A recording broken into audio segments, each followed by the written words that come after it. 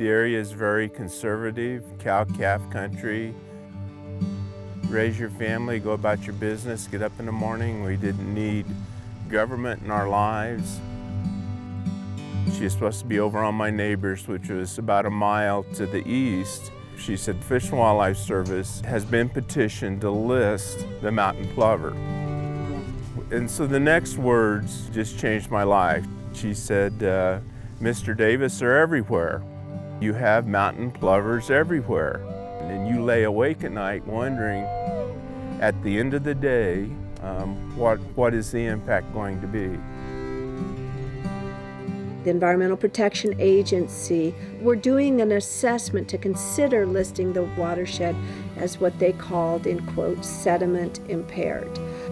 So too much sediment impacts the native fisheries for trout, steelhead, and baby salmon. We as a family, multi-generationally, need to make a living here. This landscape needs to work for us. We are about 350 miles north of San Francisco, right on the coast. One big issue that we have here is the Aleutian cackling geese. They're here for about 3 months out of the year when they really impact us hard. The Aleutian geese are grazers, and they like to follow the cattle. At times we've had 40,000 of them. I'm a tree farmer. I've been planting trees for 44 years. I'm a 6th generation Georgian. We have an indigo snake, which is a federally listed protected species. The gopher tortoise is a candidate for listing as a threatened species due to loss of habitat. We have the same species today that were here 200 plus years ago. Whether it's grizzly bears, wolves, lynx, to mountain lions, this is something we all deal with on a daily basis here. You know, we're all doing the same thing. We have different problems. Different communities have different problems, but we're all doing the same thing. We're trying to keep it together. We were always afraid that anytime the government got involved with anything we did on the ranch, that it was going to be, you know, costly to us in some way. You know, and you get very protective of your ranch because this business is not a moneymaker. This is a love. You love the land, you get to use the land, and that's great. We're all just stewards of what we have here. I mean, you take care of your places, or at the end of the day, you don't have a ranch. You know, Dad had raised us boys to embrace our challenges, to address them, not to run from them. And at the end of the day, we were sitting at my kitchen table, and it was probably one of the best days looking back on as far as education and helped me to understand. The reason the birds are here is because it is ideal habitat for the birds, because it is short grass country and they like the bare ground. It was just something that became very passionate for me that we could go down this road. There's a saying I love, you can either be at the table or on the menu, and we chose to be at the table, and I think we were able to positively affect the outcome of the regulatory action. One of the things that has come from all this is that I have realized how important landowner-led conversations are. We can work with species on a voluntary basis. We need to have the ability to arm ourselves with the best information available. We need to understand our landscape, we need to do the research, and we need to build the relationships with these agencies and to be able to address this, and not only from a species point of view, but also a family that's trying to make a living off the land and help them traverse the landmines and to do good things in the backyard when it comes to dealing with threatened species. So Partners for Conservation was born. Here in this particular country, we have a lot of springs, and there are 4 on this farm. We go out of our way to have clean water. We have all these projects for clean water, for riparian buffers, for tree plantings, and all of that in order to keep clean water. So I'm a believer now in putting landowners together with the different governmental agencies that have programs that would benefit the farmer or rancher.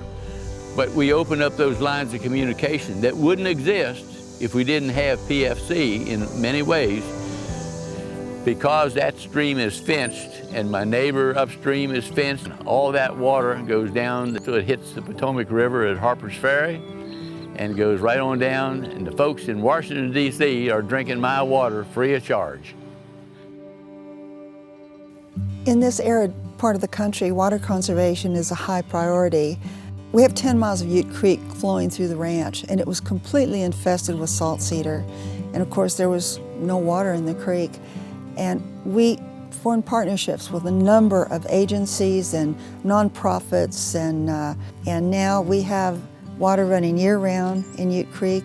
We have beautiful wildlife through there. Birds abound, insects, aquatic life is healthy and abundant. We have become a model of riparian restoration in this region. And we could not have done on the land what we've done without those important relationships.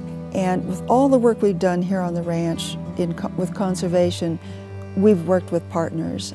You know, one of the things I've so enjoyed about Partners for Conservation is the value that we place on partnerships and relationships.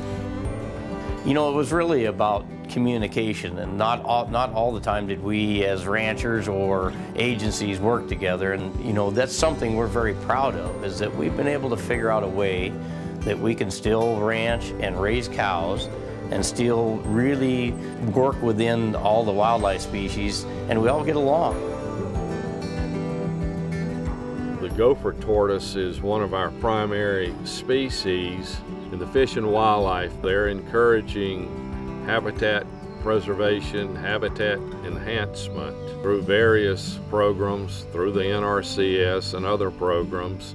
They encourage landowners to burn, and if it hasn't been burned, then it's full of bushes that shade out the native smorgasbord for him. So he needs fire, and since he's the keystone species providing home, a burrow, to some 300 other species of animals, he's critical. So having fire helps his habitat, which has a ripple effect to other species.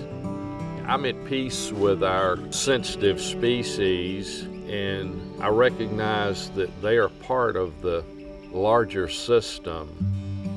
We can continue to do logging and burning alongside the sensitive species, and I couldn't be the good steward of the land that I strive to be without the help of many different individuals, agencies, and organizations.